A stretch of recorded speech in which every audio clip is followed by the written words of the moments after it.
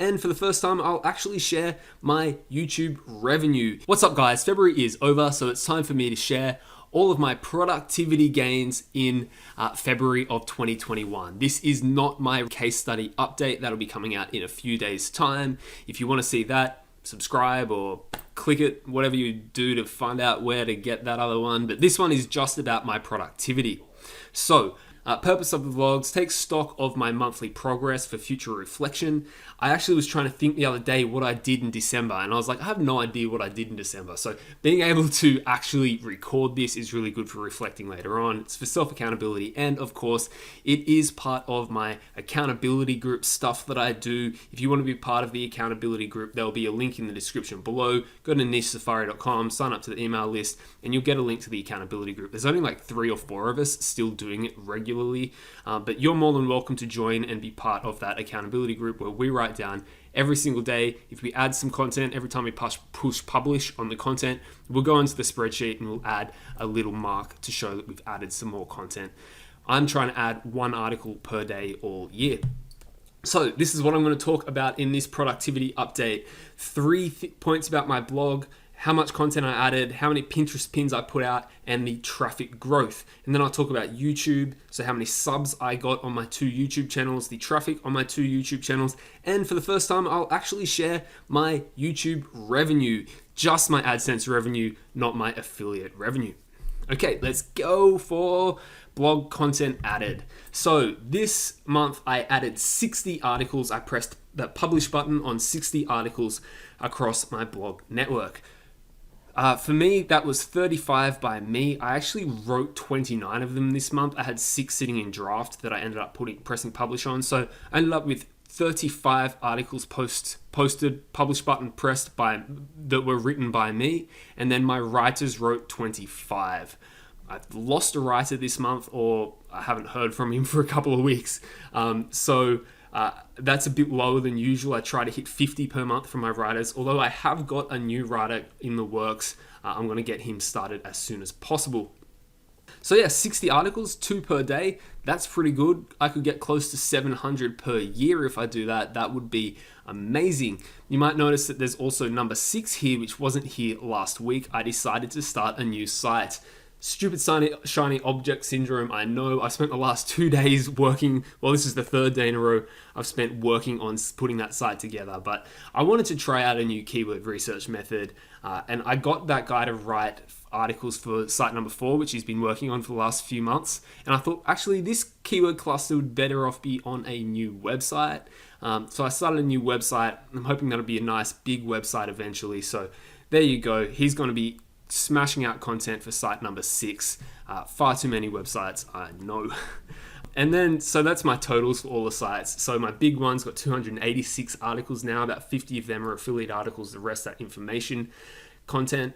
And then, yeah, you can see there, the rest of them, I've got 2 other sites above 140 articles, 6,400 in total, 60 of them. So 10% of all content I've ever produced was produced last month.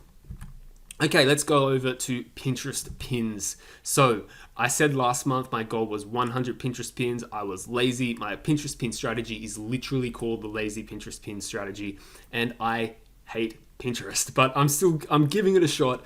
So I only managed to get 72 new pins up. I only publish fresh pins. I don't republish pins. So I made all 72 of them in Canva. Yeah, it sucked. Pinterest traffic. So that first site, that Pinterest changed how it measures clicks from the site, from Pinterest over to your website in January. So these figures are a bit off. So I have to wait for that to sort of flush out next month to see whether I've been getting any growth on site number 1's Pinterest page. Site number 4's Pinterest page, a little bit of growth, but nothing to write home about. Pinterest is still a really tiny little baby for me, and I'm still learning how to use it. So let's move on to the traffic growth. My goal for as soon as possible, hopefully December this year, but who knows, is to get 500,000 visitors or sessions per month to my site portfolio. I grew by 10,000 this month to 270,000. That's really nice because this is part of my peak season. When we come to summer, my first site does drop in traffic by around about maybe 50 to 100,000 visitors per month. So 270 is around about sort of peak at the moment, and hopefully we can get that by December. When I get back to my peak, we can start seeing some huge growth. It's just about adding tons and tons and tons of content. You can see here that site number 4 grew by about 50%. I'll talk about that in my Race to 1,000 case study. It's month 8 for that site, so it's really coming out of the sandbox now. And I mean, the last few days, it's just continued to grow really well. I'm expecting to be over 10,000 sessions per month next month. And site 3, as you can see, still nothing's happened to it. It's a site that I've only really got it in the list. I really only work on 5 sites. I've only got that one in the list because it's part of a case study that I share every month. And even though it's kind of dead, I still share it just because it's part of that case study. All right, let's move over to YouTube now. So I have 2 YouTube channels. I don't really talk about this much, so let me know whether you want me to talk about this at all, even though I'm doing this video more for myself than anyone. But so subs in my 2 YouTube channels. First YouTube channel got 306 new subs in February, and Niche Safari, the one you're watching right now, got 99 new subs. So this has gone down a ton. I was getting towards the end of last year, like 200 new subs a month. And I basically just make videos on stuff I want to make videos on and have no SEO input or thought to Niche Safari. So no wonder it's not really growing that well, but oh well. Traffic has, again, dropped for Niche Safari. But for my first site, traffic's about steady. No new content added. You can see there's only 13 articles on that site, videos for that channel, sorry. And Niche Safari is up to 62 new videos, 7 new videos last month. I try to limit it to 1 new video a week, but I do this channel to get in touch with people and chat with my community. And when I've got something to say, I make a video. So, it is the way it is. So revenue for YouTube. I did monetize Niche Safari last month. I finally got over 4,000 sessions, 4,000 watch hours. It took me somewhere in the order of 9 or 10 months to get there. So I turned on AdSense, maybe $71. I don't think I'm going to make as much this month, to be honest, because I had one really random big spike. So yeah, there you go. Thanks for watching. Make about $70 from Niche Safari per month. Maybe 60, we'll see. And then for my first site, I actually turned on ads for all of the videos for the first YouTube channel. I only had a few of them monetized before, and then I thought, you know what, I'm just going to turn them all on. Okay, let me rephrase that. I used to only have ads on for the videos of the other channel that weren't promoting affiliate products. And I turned ads on for the affiliate products that I promoted as well.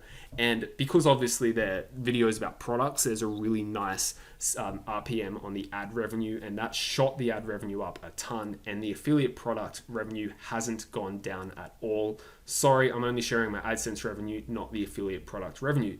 So total $274 from YouTube this month, which is the best month I've ever had on YouTube. Really happy about that first site. I haven't added videos for maybe 2 years, and it's still just chugging along, making me money. So whoever says YouTube can't be passive income, you're wrong. Or maybe you're right, but you're wrong for my situation. It's doing real well. The reason that first one's so much better than Niche Safari is I actually have it getting traffic from the search bar. If you're watching, you probably know that you didn't find this channel from the search bar. The only 2 videos that you can find from the search bar for this channel are KGR, my article about why I don't like the KGR. I'm doing an interview with Doug Cunnington later this week, so he and I can talk about that.